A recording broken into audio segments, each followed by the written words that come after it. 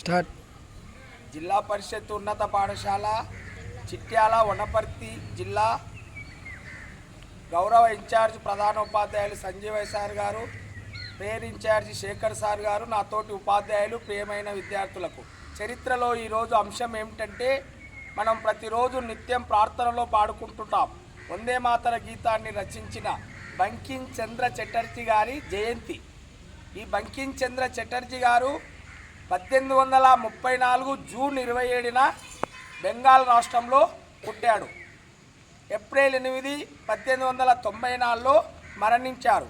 ఆ రోజుల్లో బ్రిటిష్ వాళ్ళు మన దేశాన్ని పరిపాలిస్తున్న కాలంలో ఇంత పొడుగ్గా పేరు పిలవలేక ఆయన అసలు పేరు చట్టోపాధ్యాయ, బంకిం చంద్ర చట్టోపాధ్యాయ, చటర్జీ అని పిలిచేవారు. చరిత్రలో ఆయన పేరు అట్లనే నిలిచిపోయింది. ఈ వందే మాతర గీతాన్ని ఆయన రచించిన ఆనందమఠ్ అనే గ్రంథం నుంచి తీసుకోవడం జరిగింది.